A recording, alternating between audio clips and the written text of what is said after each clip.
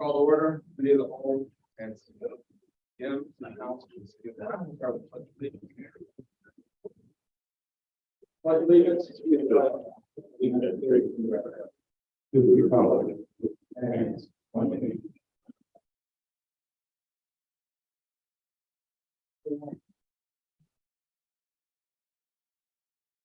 Clerk, please do roll call.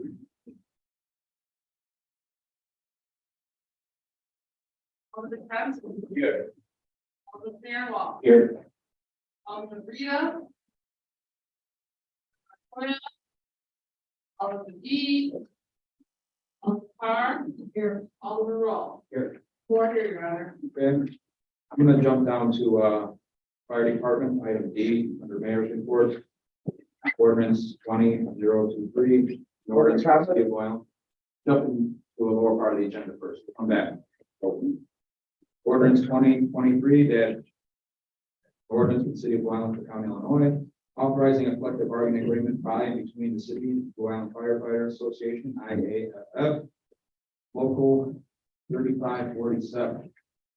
This is the fireman's contract. Chief is here. There is another case, the firefighter off the other. Chief. Do you have anything to say about your synopsis? Yeah, I mean, it's very detailed. I have copies of you guys can share with you guys. Give a lot of paper. It's transitioning from the BLS department to the ALS department, increasing our manpower, our daily staffing. Very, very detailed, and there's a lot to it. I don't know how much information you guys want me to give now, or if you guys want the contract and you guys can read it over a couple of questions at council. It's up to you. Yes, sir. Just one basic question. Kind of what's the financial impact to the city on an annual basis? So it is going to increase the our overall budget, but our medical reimbursement is going to help out significantly. With the ALS service, we get to charge more to the insurance companies, and it's a significant amount. So overall, it's probably going to be pretty close to a wash. We did get a lot of help with the CARES Act with equipment. Pretty much all of our ALS equipment is already just paid for. Just paying the guys to perform the procedures that that equipment can do. Any other questions from the Alderman? All right, Chief. Hughes.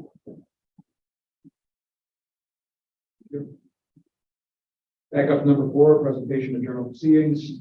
Motion to approve the minutes from the committee of the whole meeting on January 11, 2023. Is there a motion? All the rolls and Alderman Fairwell on the question. I'm clerk will do the roll. Alderman Johnson. Aye. Alderman Fairwell. Aye. Alderman Carr. Aye. Alderman Roll. Aye. 4 ayes, Your Honor. Thank you. Carries. Public comment. Any public comment?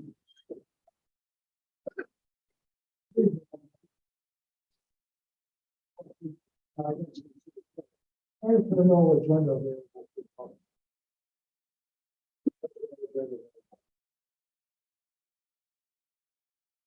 Wall of silence. Another question. On the agenda, why is there no city treasurers? The finances are very important, but there's no city treasurer. Wall of silence. Any comment? Thank you. Thank you. Any other public comments? Take this moment, so I should have mentioned last night, just to remind everybody, public comment is public comment. If there's any questions or back and forth, we can have after a meeting, or they can set up an appointment. But public comment is exactly what it is, public comment. All right, under A, we have Stony Creek Earth Day cleanup.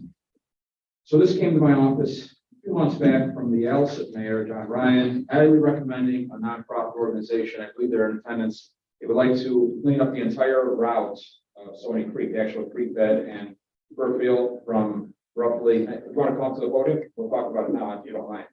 Yeah, They'll clean up roughly Alsip's border all the way through where it touches the Calumet Sag Channel. And as far as my recollection, it's never been done. So if you want to give a brief, what you're trying to accomplish. All right, thanks, Leslie. We're a brand new 501c3 nonprofit organization for wilderness cleanup and restoration. And we're very new, just starting out. All we got is business cards. And like the mayor said, we did our first job with Elsa cleaning up Stony Creek. And within a month's time, we took 250-gallon bags of trash and 3 10-yard dumpsters of garbage, tires, file cabinets, everything. And we cleaned it up as much as we could. We left no litter whatsoever. And we'd like to do the same to Blue Island's section of Stony Creek. So roughly, I think you're gonna provide a letter that I can provide to council at a future date, asking for any expenses incurred, stuff like that. Yeah, That's absolutely. appropriated, if the council decides to go that route. Absolutely. Is there any questions from the council? Alderman. Hey, fantastic idea. Thanks. I mean, we need it badly, and I encourage you to go ahead and do this. I just would like to say that, I'm always a big one on liability for the city, so I want to make sure that you, for reasons beyond liability, I want you folks to be safe. I don't want anybody to get hurt during this, so I make sure that you're following everything, safety practices that are required. And I would want us to be protected from liability. Yes, I'd like to add, it's a good point. We are insured through legacy for general liability. Any other Alderman? Alderman Johnson, then I believe Alderman Wolf. Yes, is Stony Creek, does it start from where, that Chick-fil-A at? Is that Stony part of Stony Creek? Or no? I'm not too sure, but the portion we're looking at is at the corner of 127th and Kedzie, going, southeast to the exact, Calumet Sag, channel. So roughly, I walked with because I grew up on basically walking Stony Creek. It's basically the underpass. They did the Elsa portion, which is technically part of Blue Island already. They went up all the way to Kedzie, even though the other side of Blue Island. So it'd be pretty much Tiger Speeds on Kedzie, the back of Eisenhower Football Field, Ryerson Road, all the way to Francisco and Wall Street. Wall Street, it goes underneath Wall Street and then across underneath the tracks and the 4-foot sewer, open sewer. Then it comes out behind the Stony Creek division, behind Allen Funeral Home, or whatever it's going to be called now. Easier tonight. Behind there, and then it goes behind First Lutheran Church, the end of Ann Street, then empties out into the Brook Calumet. There was not. No. Thank you. And I know it varies between a few feet, sometimes dry, sometimes 10, 15, 20 feet wide, depending on what secondary turns. I walked the entire thing. And there is tons of garbage, shopping carts, everything. And we'd like to, especially in, I think you guys got a wonderful Earth Day cleanup. We were in attendance last year. But we'd like to give it the best of what we could do. And give it more attention and just clean everything, because cleanups generally are limited a certain amount of time. And you circumvent that going the route that we proposed to. And I will have a proposal sent to you within a couple of days. All right, appreciate it. Any other Alderman? Do you welcome volunteers? Yeah, we haven't yet. We're still new, but yeah. Yeah, if you just want to maybe include that in the write-up, if that's something you welcome, or if you'd rather just staff the operation yourself. All right, I'll put that in the portal. Thank you. All right, there's nothing else. I appreciate you coming. Sorry for last minute. We just met yesterday. So yeah, get me something and I'll bring it to administration and see what we can do. Absolutely. Thank you. Thanks a lot. 127th Street Marquee. So I've been tossing this idea around along with a former alderman with community development for several years when I was an alderman on how to streamline the advertising on 127th and Western, the southwest corner. And the idea came up very recently. A business reached out that's doing other towns, Beaumont, Cal Park, but they want private property to put up a marquee, but they charge advertisers to advertise. We unfortunately don't own any of those 4 corners, but in conversation with the owner of the property on the southwest corner of Western, he's volunteered to split the cost in some way. We've gotten some estimates. It's just a rough estimate, came in a lot less than what I thought. And volunteer use this property, put it up. The legal issue there is we can't actually put it where the signs are because that's IDOT property. So we can attach it to a private residence, so a private building, and then we no longer need the 4x8 signs. And actually the cost, $1,000 every time we print out 4x8 banner would pay for itself probably in a year to year and a half how many banners we print out. Not to mention community alerts like the new garbage ordinance we can flash across the screen. So just an idea, if there's any pushback, I'll stop researching this now. I just wanted to bring it to committee. It falls way below many amounts. It would come completely out of business district. And I'd work out some kind of agreement for accounts between us and the owner of the property. Is there any questions or concerns at this point? Alderman? Yes, will there be an ordinance, to prohibit any other signs that would go up? Technically, all the signs are against city ordinance right now. We just allow it because we're not allowed to put temporary signs on public property now. We just allow it because it's our signs. So the ordinance already exists. With no temporary signage allowed, I think Howard can back that up. We already have an ordinance. Would you partner with the park district? Oh, of course, I think it's definitely be good use for community events across the board. Library, park district, school district. Community events, I keep saying alerts, like the bridge is closed or something like that, we put on there. Alderman? And would they be pushing? That's something we would have to decide once we decide what we'll stand. We're going to encourage it, we're going to do something, but the cost that came back so far, which is actually the same company also does Eisenhower down the street, which I got the reference from two different people, from the superintendent there, came in a lot less than I thought. And this is just a rough without getting it final. Question? Yeah, I guess what I'd ultimately be interested in is the proportion of time spent for, city announcements or advertisements versus, revenue generating advertisement. And then some sense of the brightness. I don't know if that's information you can get. Yeah, is it shockingly bright or is it? So I asked that, Alderman, thank you for the question. They could bring a sample out and they can tune it, basically whoever's going to be Tom or Mark in charge of putting the program up there. They can lower the brightness or dim it or bring it higher depending on the season, depending on the time of day. It has auto adjustments from the sun being out, or being down. I asked these same questions, and I think before we actually pull the trigger, I have a sample put up in front of chamber here. They have it on like rigged to the back of a truck, and they can actually park it at the site too. They offered all this, but this is just preliminary. Sure. And I would agree, that's one of the reasons why I think we should do it, instead of a private company or even the business owner that's in question that we're discussing there, because we can limit to just community events and alerts and not so much the business side of it if we choose to. Yeah. We would own it. Yeah. My concern would be, if in fact the building is sold at a later date, what agreements would be in place to make this fixture withstanding? Yeah, that's, Yeah. I would have to work on an agreement with the property owner, along with the electricity usage, what costs is being shared. For Longevity. First right of That- refusal, that kind of stuff. Other questions, we'll move on to 1859 Borough Judicial Deed and Sale of Property. We took official ownership. This is the old Anchor Bowl. It's a fairly large building for that neighborhood.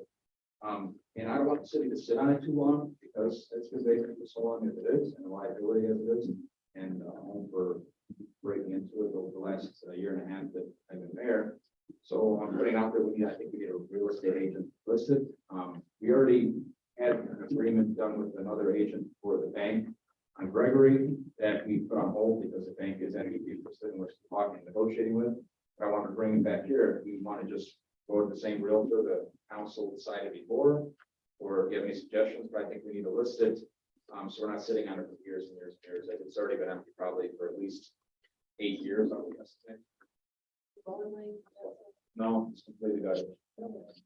It's a big empty.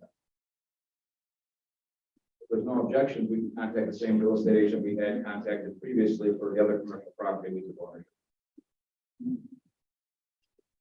Well, Anchor Bowl, 1859 Broadway. It's the Anchor Bowl with the parking lot next door. I think it's the parking lot across the street at the metro station. So it's 2 different parcels. We already did D. Moving on, we're on number E, letter E, ordinance for the city of Wyoming, Cook County, Illinois, amending title 15, land usage, chapter 150, building regulations, and the code for the city of Wyoming. This is basically just changing the language to a current practice we already currently do by considering violations, just making it more compliant with our own code, what we already practice. Are there any questions or concerns? Moving on, we have F, appropriations and compensation for city aldermen and city officials. Attorney or the alderman. We do that. I forgot, I'm sorry. I'll get you guys out. We'll jump down to G, special use banquet hall, on Main Street Catering, 2601 Vermont Street. This is gone through planning and zoning. It's also tied with H, catering service, on Main Street Catering, 2601 Vermont Street. So Howard, I don't know if you want to do a brief background. Hello, can everyone hear me? This is a special use. It's kind of like a two-part special use. The first part is the catering portion of it, and then the second part is the banquet hall. So the PZBA reviewed it. We approved it unanimously 5-0. The only concern that the land use attorney had was about the catering business. It was informed to the property owner who's sitting next to me that if she wants to apply for a business license application, she should do it within a year. After a year it expires, and it was explained to you that she would have to apply for the catering, how you call it, a special use once again. The way I see it under zoning, it's kind of a fluid use, catering and banquet hall. She does a little bit of both. She wants to start with the banquet hall first because it's pretty much done. She has the parking. There needs to be some site design or site cleanup of the parking lot, like new landscaping, new striping, handicap parking, signage. She's also going to look at the retaining wall, the catch basin that sort of caves in. But the catering is something she already does at a different location in Chicago. So she might apply for the business license application to run the business from this address. But eventually she's going to create a commercial kitchen to do the catering business in the same building where the banquet hall will be. That's basically it. Any questions from the council? No parking variances, no parking issue whatsoever. This was discussed at the meeting. Yes. Alderman? I know the parking was a hot topic, hot issue with the other businesses that are already have been there, like that's the therapy place. That was all worked out. No, this is a different business, Alderman. This is down there. Ah, Yes, sorry. yeah. Used to be the funeral home for. Yeah, for her, it's her parking lot. Right. She has the proper number of parking spaces to have a banquet hall and a catering. Any other questions? Okay, might as well stay up there, Howard. Yes. We have the special use for transitional residents at 13811 Western Avenue. So I have the party here. I'd like to introduce them to you. So this is the first time that you get to see the Yup House Unlimited Potential.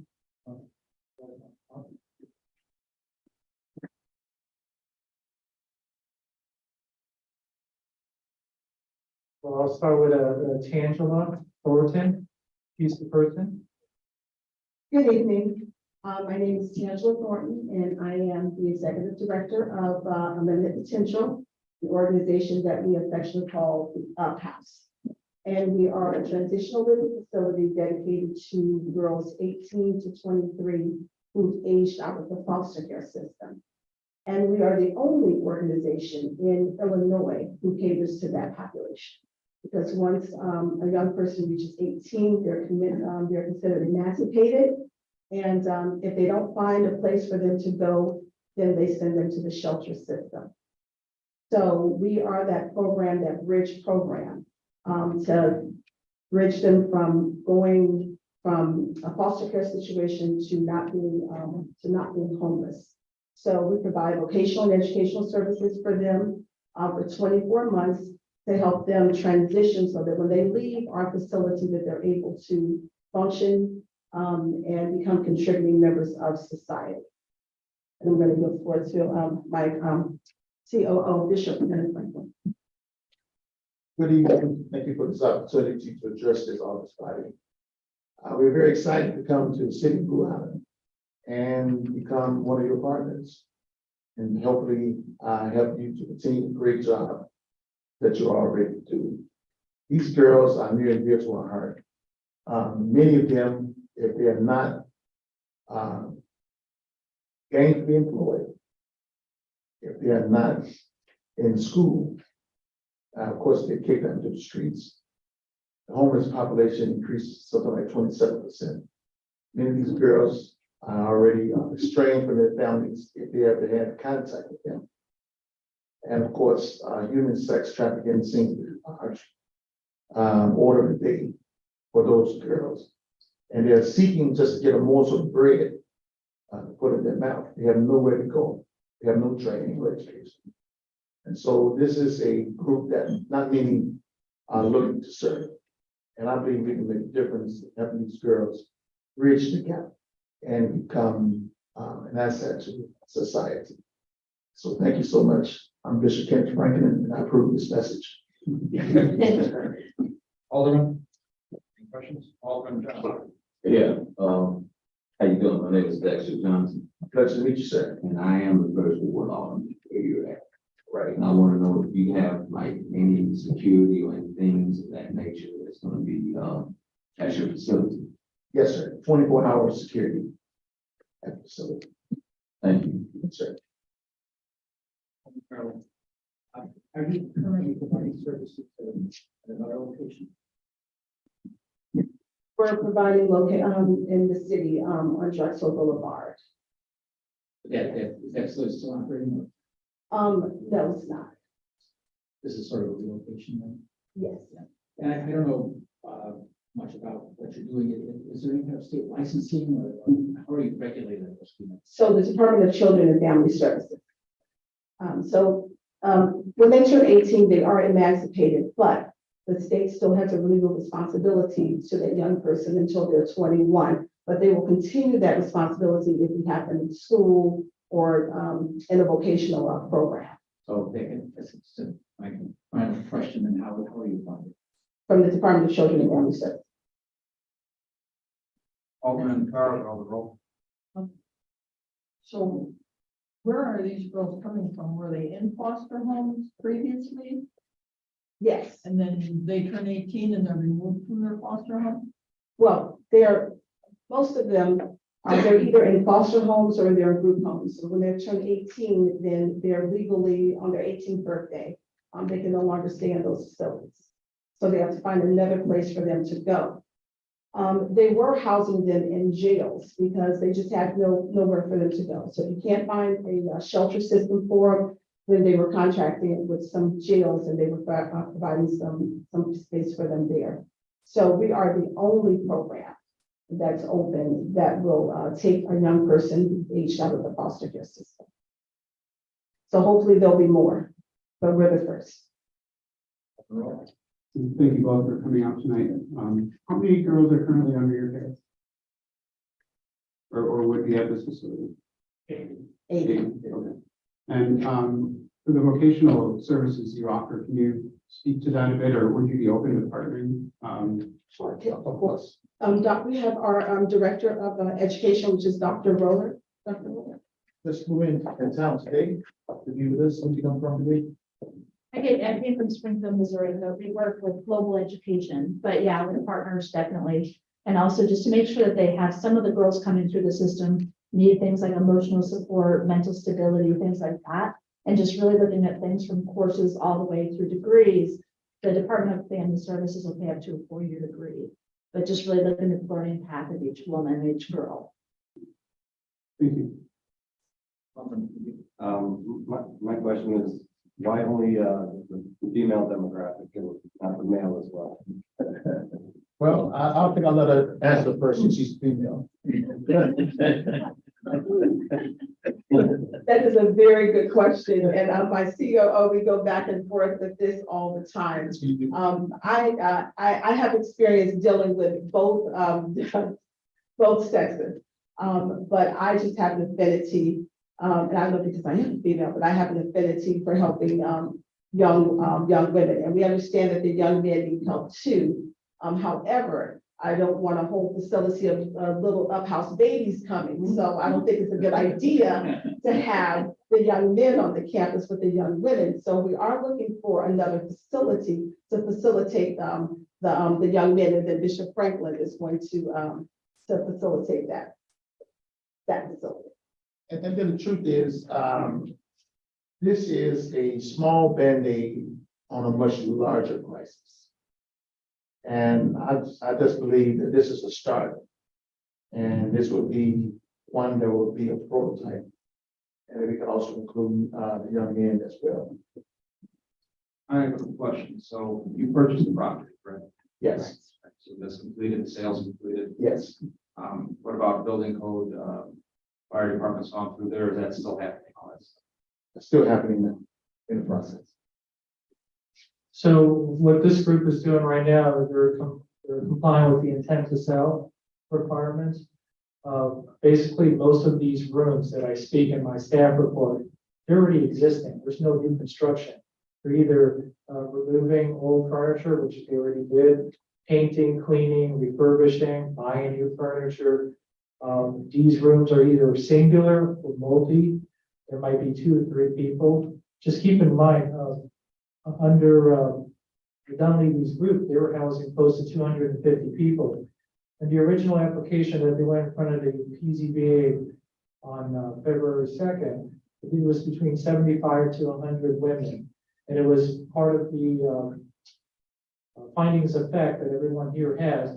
It was agreed upon that the middle number, or the number should be 80 people, 80 women. Now, like I explained in my staff report, this is a part 1 out of a 2-part process. They're interested in doing multiple uses on this property, but they're going to come back as planned development. Under the planned development, we can look at the uses in a holistic manner. However, they wanted to start with the transitional residents as quickly as possible.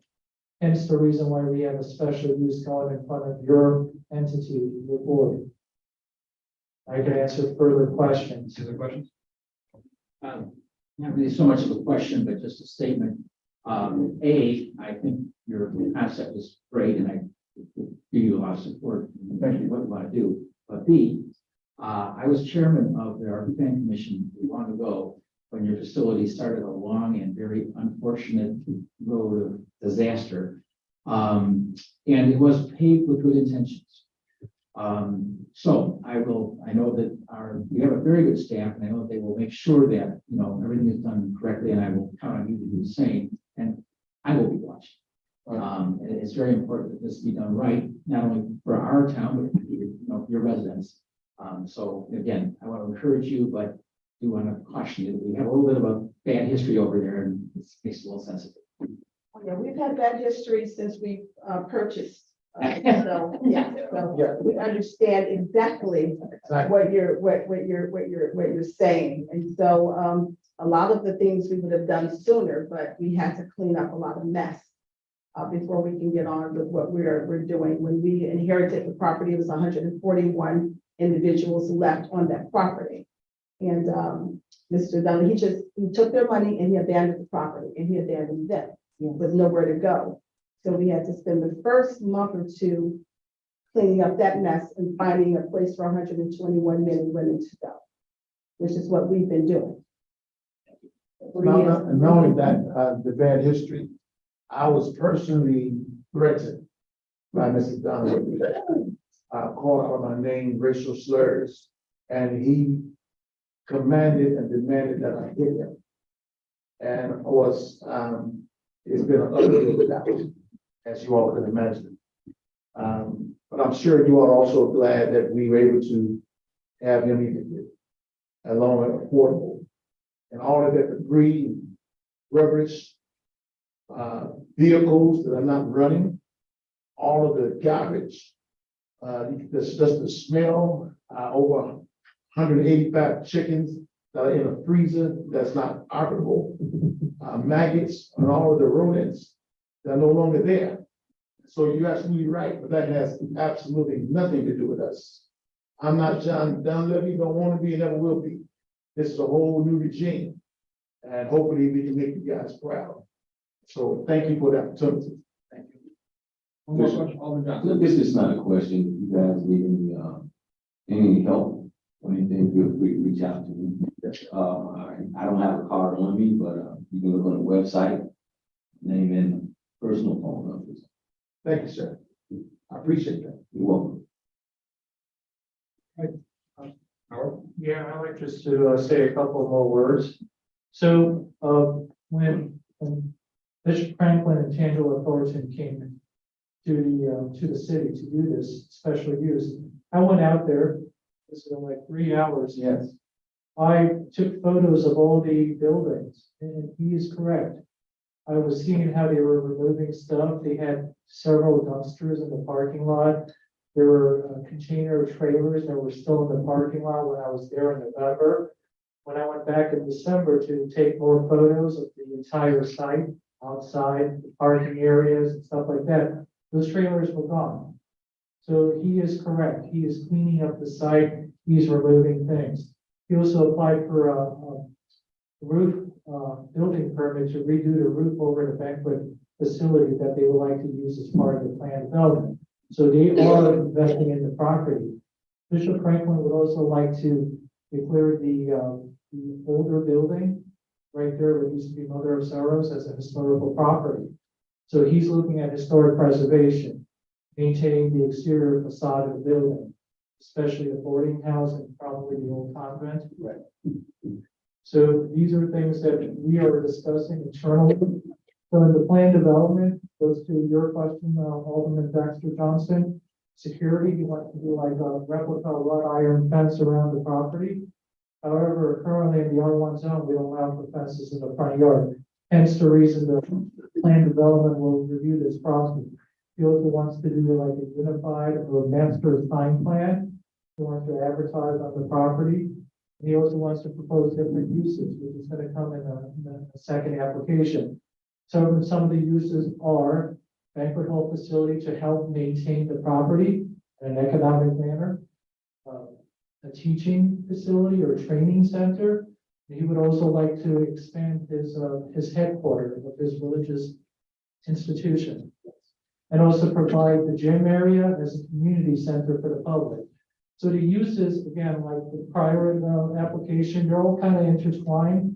You know, it's for the community, but it's also, you know, banquet hall, and he's also reusing the church because he has his congregation. So if you look at it, it's like 5 uses: the church, which is a permitted use, he's gone through the permitting process. The second one, which is here tonight, the transitional residence. The banquet hall will be put in the plan development. The teaching training center, plan development. And then the other one would be his headquarter or his expansion of his religious organization. And then the other one would be community center. Again, under planning and zoning, this was discussed in the PZBA last meeting. They're going to look at several factors. They're going to look at the parking lots. There's 2 parking lots. They're going to look at circulation, traffic. They're going to look at the internal uses of the building, signage, facade restoration, landscaping, lighting, signage. But that's not here tonight. Tonight, they're only for transitional residents. All right, thank you. Thank you, sir. Can you keep me in the loop? Yes. Yes. But if you want to, we can have a meeting between you and me and, Yes. I would like that. I would like that. Can I say one last thing? Yep. I personally would like to invite this August body to come to the site. I think you'd be very pleasantly surprised to see the progress. It's well over $1 million already invested into this property. And I think that you'll be very pleased. And so I know before this group was not welcome, not invited, unless the police were called in or ambulance. But here we're allowing you, we want you to come in. We want to be looked at as team, TEAM, team together, everyone achieves more. And so you're welcome, welcome, welcome. All right. Do a quick 30-second recess. Now we had a lot of people reason for being here, plus I wrote a bit. Okay. I know, in the back.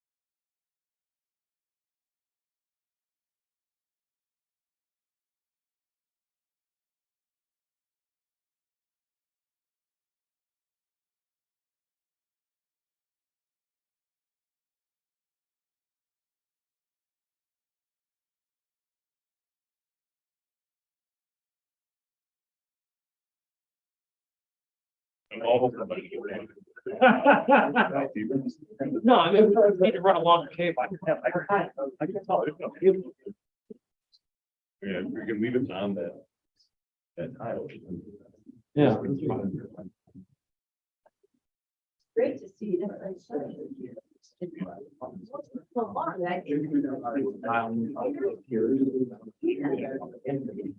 Right now, I'm talking to. Now I can see you.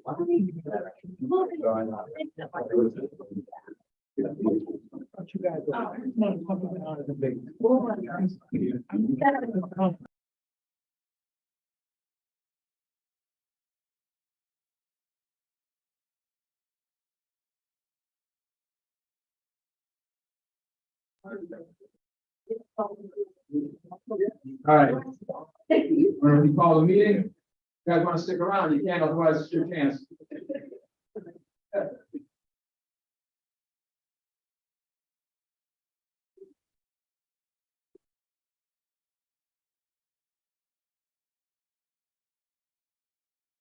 right, reopen. Back up to F, appropriation compensation to the Alderman. I hope the attorney, based on the Alderman's request, did a bunch of FOIAs. Some of these came back very shocking, but I know the Alderman might want to be valued. Alderman? Yes, I asked the city attorney if she could, go out and do some big work for us as far as putting, together the comparable, different salaries for surrounding cities. Noting that we hadn't had a raise, I want to say, since the 60s. I'm not saying, try to, catch up the whole time, but to catch up to the standards that's going now. And she did some printouts. I don't know if you guys got them or not, but it actually reflects what cities are getting what and what the officials are getting. And I just want to try to find a happy medium with you guys, what you feel as a projection. I was looking at because like at the last administration, I think the liquor commissioner and the mayor were the same person, and it was a combined salary. And now that I had a chance to look at over some things, is that now the mayor's salary is definitely lower by 15,000, I want to say, from the last administration. But just trying to get us up to current times, because I know a lot of things we pay out of pocket. I know I do like circulating flyers and different things like, we have a cleanup coming up on the 29th for all of our wards, how we get that information out, things of that nature. Find different things to keep our, stuff we need to get done. But I just had, just to throw some numbers out there, I would like to all of us to sit together and just, come up with a number. But one of the numbers, few of the numbers was like mayor and clerk get like 50, treasurer 15, all of the 12. But, and then also still, we're not still current with that, but that's something that we can look at about putting appropriations next time. And then we try to budget it out. And just, Alderman, I think no one's going to disagree, has been raised in 70 years or whatever it's been. And I know I have to say it again, that anything that this council decides is going to take effect in 2 more years. But I don't disagree with what you're saying. I mean, 1965, so we go back to ordinance of 1965. Yeah, and that would be 7 years without, I would be 7. Which is fine. Closer within 60 years. Yeah. And it was a pain as I joke around, Attorney Tabasco over there, I go through multiple years find documents, because normal procedure is every 4 years, the council should prove this, as other towns do, and they have not. So, that's my statement. Yeah, just number one, I thank you for starting this. I think it's an appropriate thing to look at and seem like, something should be done. Because we're not giving ourselves a raise at the next city council. So, in that way. And in that regard, I'd like to also put something out on the table that consider along with this. And I want to say, Director Hyra over here, that you're doing a great job and I like you. And so what I'm about to say has nothing to do with you, just position. But I had some discussions previously prior to this election about, do we need a treasurer's position? And I'd like us to look at that just to see if maybe we're better off with finance director. And this would be an appropriate time to to at least consider that, to see what there's, I'd say we should do it, but I think that was too much. Yeah, I'd like to second the need for a finance director. I think, the administration has done better this year with the appropriation. But there's some other things that I would see as being the dedicated purview of a finance director, like coming up with an operating budget, like disseminating difficult topics, such as borrowing at scale. But it's my personal opinion, the city's financial footing would accommodate future planning for improvement and maintenance and things like that. So I see these things as, being needed, and I think that is something a finance director would pursue. So yeah, I'd like to second that. And then Alderman Johnson, were you proposing a particular target or just a discussion? Just a discussion for right now, just to let you guys know, footwork that, I asked our attorney to do, so we can see what's going on, and actually, it's only like one other city, but the rest of them are villages, things that nature. So for us to just continue this topic, but I just wanted to let you know, I wanted to try to put it out there as a budget, but it incorporates for when the next term comes budget and things of that nature. So the alderman can do actually more than they do. I know I come out of my pocket a lot, and I'll do it still again. Don't get me wrong. I think because of times now that we should be able to catch up somewhere. I'm not saying that we need to have a meeting or something since the '60s. Yeah, that's a long time and not Right. justification. Right. Thank you. Just a question for our attorney. I assume we've got some time. Is there a date by which we need to take this action prior to the next election? There is, I'm not certain exactly what that timeline is. It's 180, I think it's 6 months. And in most towns that they pulled this data from just did theirs for the next term. So this is the time that we talk about. So what is the deadline? The hard deadline? Yeah. Next 6 to 8 months. So it's it. Treasurer? Yeah, I just wanted to make one comment to what Alderman Fairwell said. No personal or no offense taken. To be quite honest, when I was in your position, I would ask myself that as well. But learning, being in this position now, I do think there is value. As an actual watchdog, there's things that I didn't know the treasurer did. My predecessor, as far as metrics that I including wire transfer, payroll transfer. There's a lot of things that go into play that it's some of the new stuff that I've been learning. It is valuable. You're an extra set of eyes watching over what the administration is doing on a day-to-day operation. There's probably some things I need to learn. This would be a good time. I think some of this, maybe it's a good time to talk about it and talk about the aldermen. So we were under a city form of government, strong mayor, city form of government, with aldermen and wards. Totally different than the majority of towns that are in the village form of government, which are at-large trustees and weak mayor. They kind of just run the meetings. We're here, it's like mayor's the CEO. So it's different. We're an older system of government here. And usually cities have an elected treasurer where villages are appointed. That's why some of these towns are responding because they don't have it. They might call it finance. So here we have an elected treasurer. I think the attorney can look into the legalities if they can be changed. I know that might be one of the reasons why a lot of towns don't, because there's not a lot of cities out there. It's us, Chicago Heights, Dale City, Harvey, Chicago. Most of these are villages. The villages are village presidents, not even real mayors. They call them because it's an old title. But I think if this is something that doesn't have to be decided at the next meeting, as I talked to the alderman, Alderman. Sorry, yeah, that's what I was gonna ask. Is this just for discussion or is there a vote tonight? No, there's no vote in committee. Usually it's just recommendations, but I know we talked about it at a previous meeting briefly. I would say this doesn't have to be anything soon, but I would have the attorney at least start drafting up an ordinance. So we can continue discussion the next time.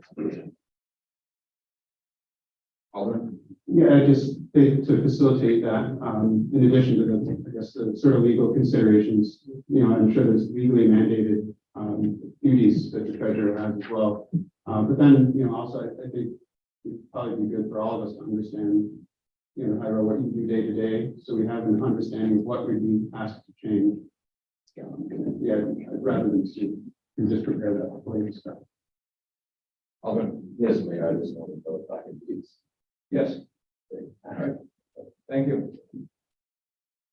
All right, moving on, we have J, valuation. It's actually worded, it's an extension of a current tax district. We discussed it a few times in the past. We have a TIF that does not touch any of the TIF. It's in the packet, there's a map. It's the Thornton's TIF. The issue is Thornton's is nearly paid off. Monies cannot be transferred or moved outside of the Thornton gas station to touch anything. So this is approval to do a study to give path of least resistance to connect two separate TIFs while also touching as many residential streets and commercial properties as possible.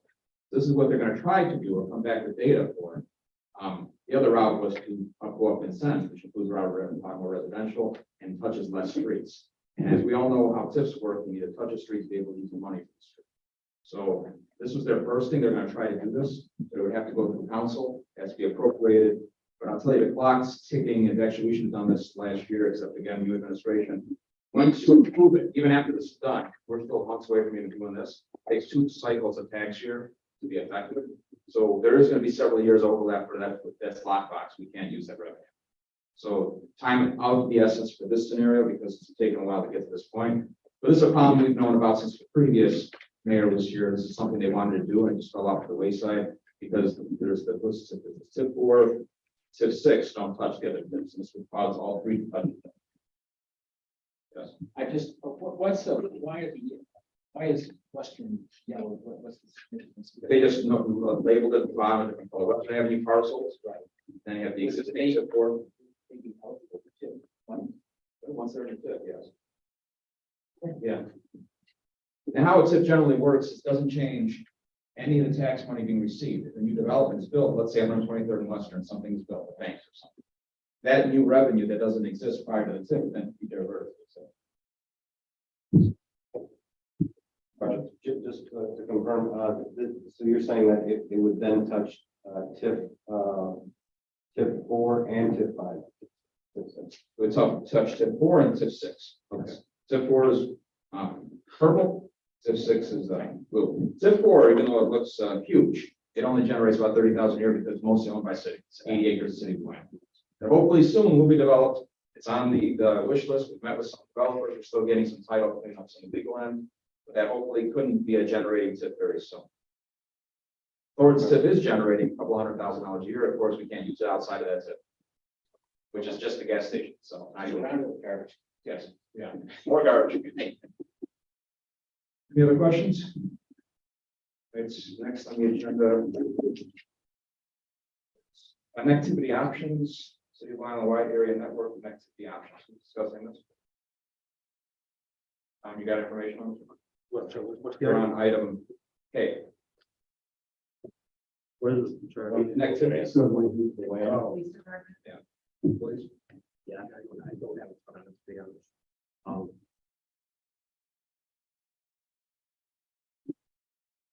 Wide area network proposal. Yeah. So, yes, this came from a Paul from Paradigm. These are the main reason we need this right now is in anticipation of body camera. Body camera for the police is a large amount of data that needs to move from here to the cloud. And once you take on these body cams, you have a great deal of responsibility as to how the information is stored and disseminated. Also, we have to maintain compliant with FOIA laws, which has very strict timelines. So, what any other municipality that has body cams can tell you is there's going to be an increased FOIA request structure here in terms of when we have incidents that are newsworthy, we're going to have requests and we have to fulfill those requests. So a lot of video data being stored, moving back and forth from the cloud to here. We need the internet upgrade to, we need the wire area network access upgrade to be able to achieve that. I could add to that, just so the wide area network, it also connects different parts of the city. So currently, in talking with Paul, the infrastructure is, you know, it's been repaired over the years or added into ad hoc, but it's sort of a hodgepodge right now. And so sometimes if we have an outage in one part, it can affect other parts of the city downstream that would otherwise be unrelated. So this is essentially just like a data equivalent of having a brand new highway that connects to the various parts of the city. In addition to increasing how much data we can use, like with the camera requests for footage. Other questions? I didn't see anything in the packet about with regards to this, so, do we have an idea of what the cost would be for something like this? Yeah, I was just gonna ask that too. I have an invoice. I'll email the council with full cost. It's not extraordinary and it is covered in the current budget. Questions? It would be, it's already, if we could pay for it with what we currently appropriate. Accurate. So we could pay for this project with what we already appropriate for a project like this. Like it wouldn't require additional appropriation. We'd still authorize it if we want to go through with it. But we don't have to use the budget. Right, mayor's announcements, don't really have anything new. I know the administrator want to talk about rough draft appropriations.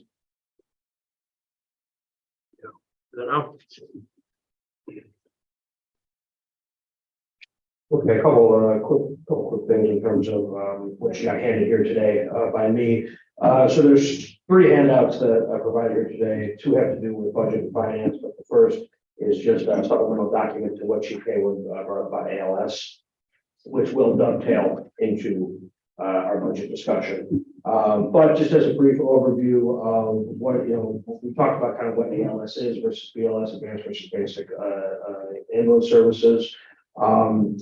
The ALS investment is going to be a very significant transition.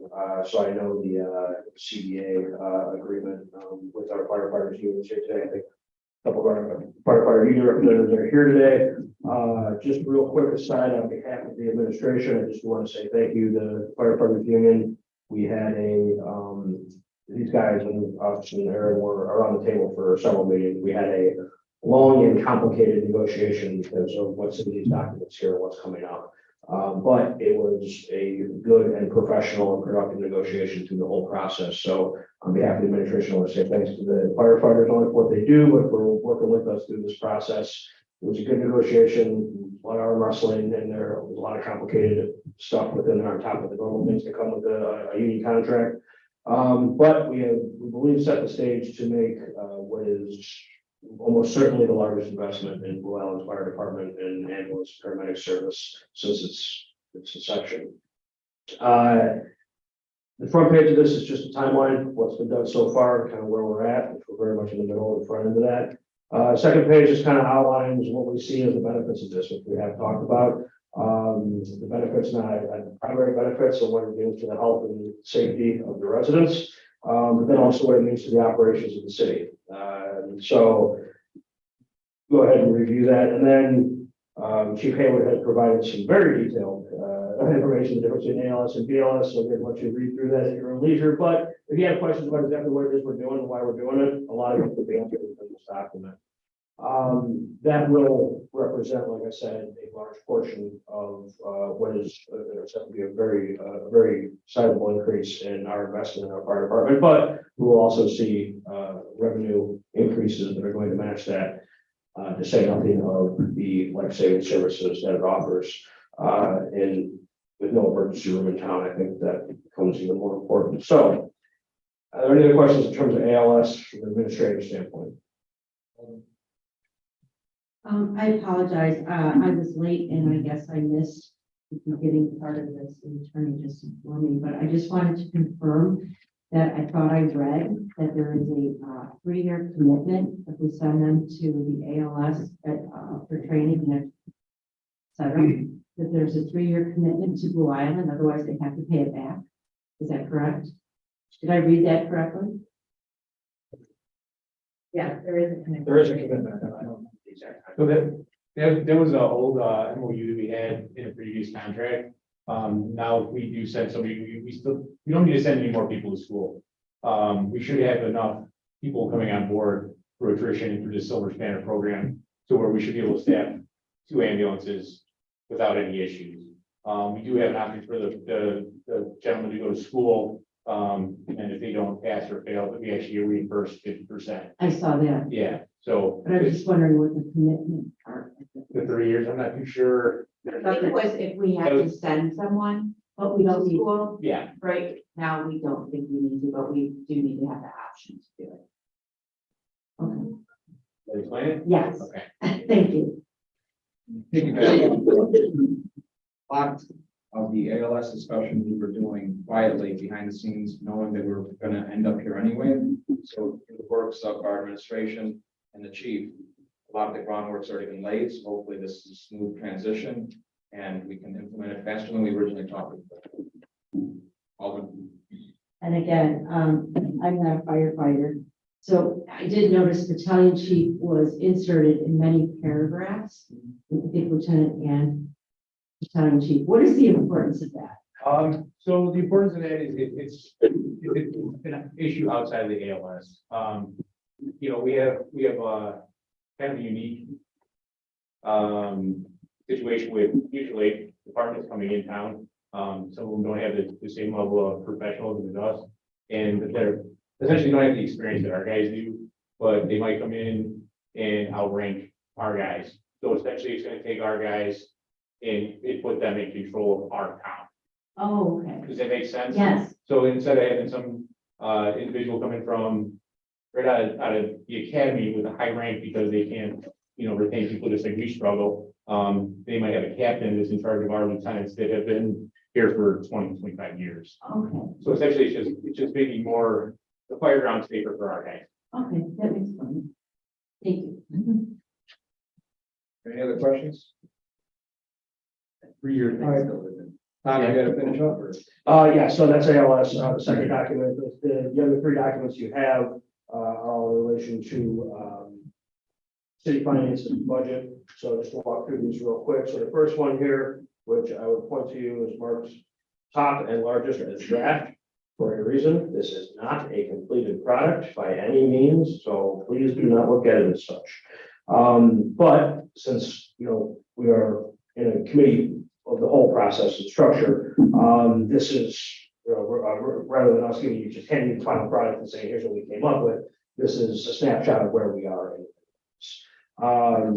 So what you have here is a draft of what ultimately will become our FY 23 appropriation, looks similar to last year. This is just, I rather than go through each department, I'm more than happy to provide very thick stack of documents that is each department's breakdown. But just for tonight's discussion, to start the discussion, this is just the overview of each department FY 22 appropriation, the actual, what was spent, and then the very preliminary part of the FY 22 proposed column. Everything on this far right column is still very much on the table in open season. Okay, so these are there are some, we plugged in some obvious things that we know in terms of like utility costs and things like that. But then there's also going to be significant adjustments. These numbers are going to move up and down through this process.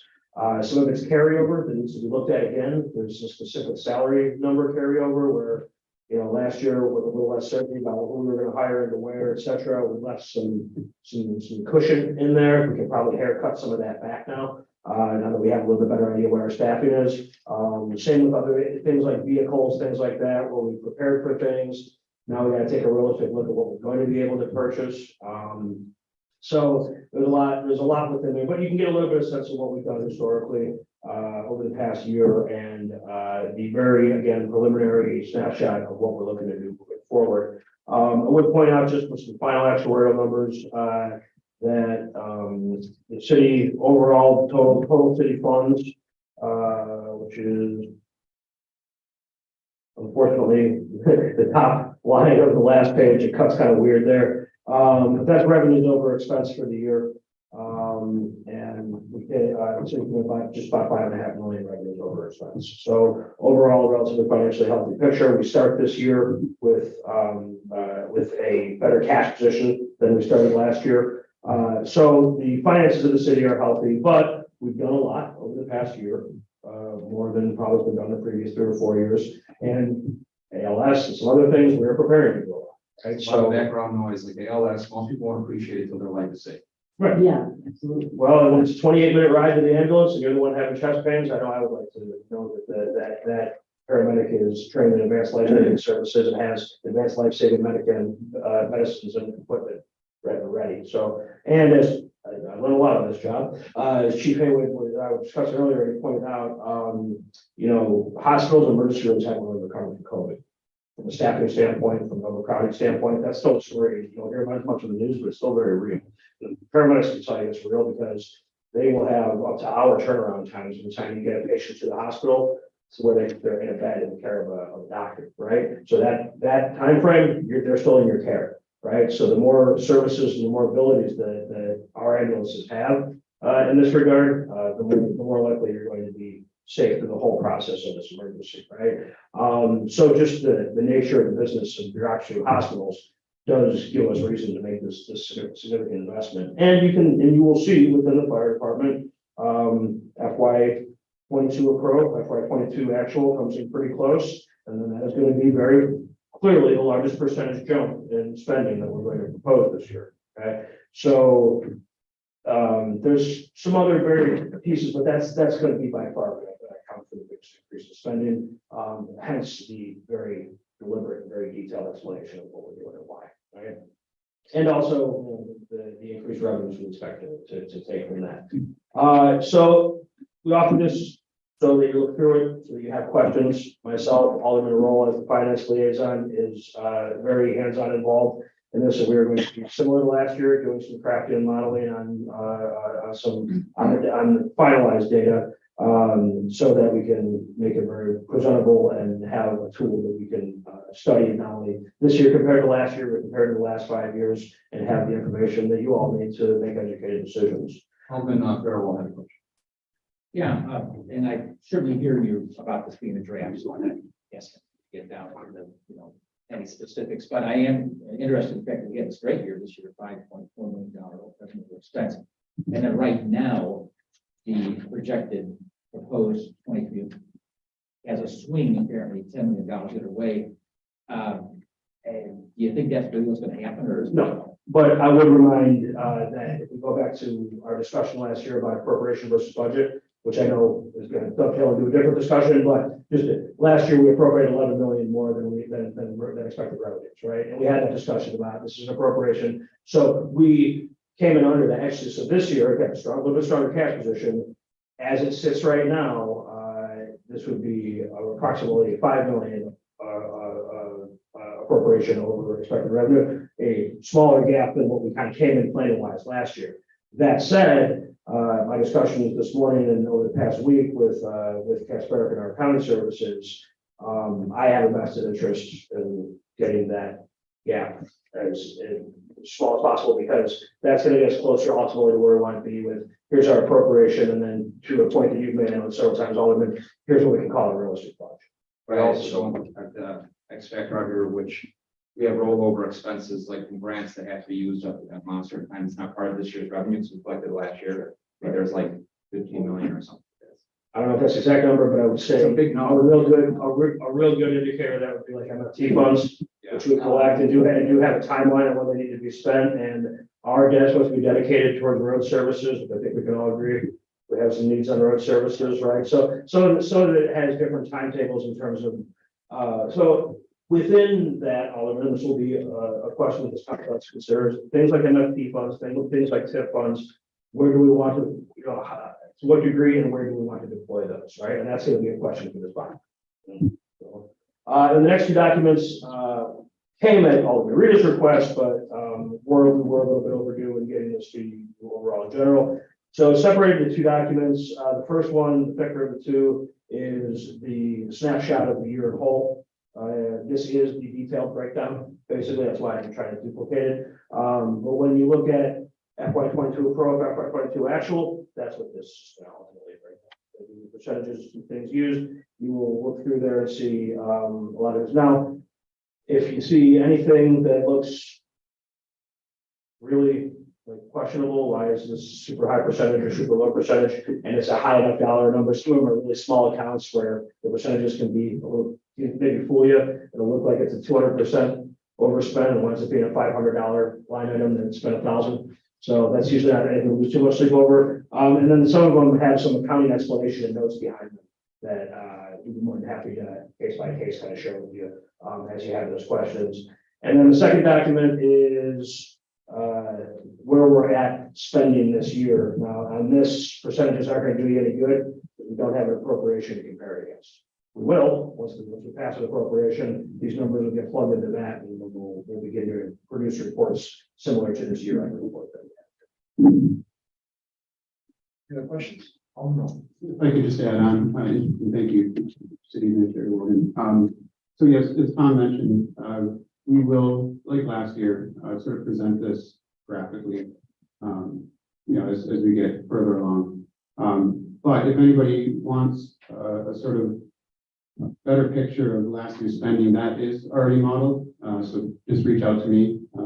And, I think seeing it graphically and being able to interact with it, it gives you a better sense than trying to wade through, undertakings. But please, anyone can reach out. You have that right. Thank you. Any other questions? Not, Tom, you got anything else? Sure. I did get a copy of the ALS Who did I? document. He has an actor. Okay. All right, moving on. I do have one comment that I thought of here. And it's just an example of all the towns in 6 of my area, probably, not here, but the state of the city.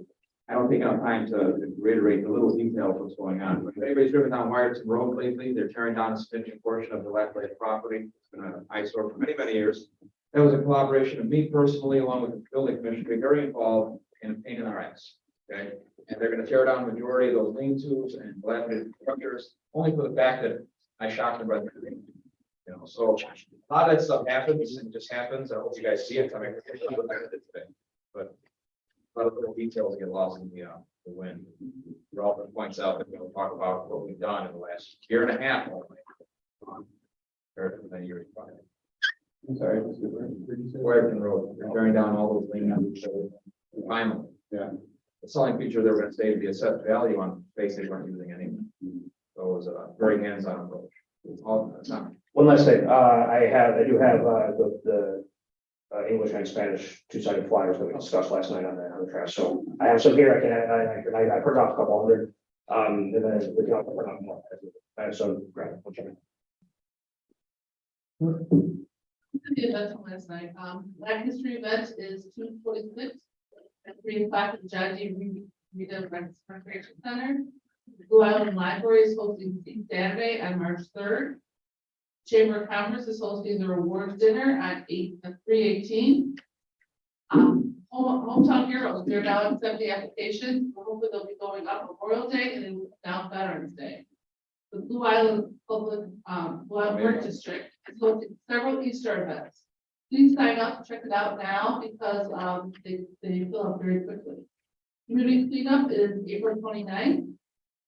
The Blue Island American Legion Post 50 will be hosting their Happy Days sale on Friday and Saturday, May 19th and May 20th. All aldermen, you do have mailboxes at City Hall, so stop by, and everybody does have mail in there. I was gonna bring it tonight, but I wasn't sure if it was coming. Stop by. City attorney. Likely in your mailbox is a complaint relating to Ravens Place. So Ravens Place has filed a complaint to administratively review City Council's decision to revoke their business license. The complaint was filed, everyone is named as a defendant, and the service advisor by mail, which is like what is in your mailbox. I have filed appearances for everyone. They brought an emergency motion to stay the decision to revoke the business license, which basically they were asking the court to go against the city council's decision and let them reopen the business aspect, not the liquor aspect, but just the business aspect of it. And today we got the order from the court denying that motion. So moving, it's a very positive order. It's hopeful for how the administrative review will turn out, but moving forward, what we'll do is we'll provide the court with a record of the hearing from January 6th, as well as a record of the appeal hearing before you guys a few weeks ago. And the judge will determine whether or not the decision made by the city was reasonable. And it's a hard burden to overcome, but that will be our next step. Our next hearing date is, I think we set it for the 23rd. At that time, she'll set a deadline for me to file that record, and then she'll need time to review it, and we'll come back and argue it. So that is an ongoing process, but it was a good order that we received today. Thank you. Back announcements. All right, we need a motion to adjourn. Motion by Alderman Earl, second by Alderman Fairwell, all in favor, say aye. Aye. Any opposed?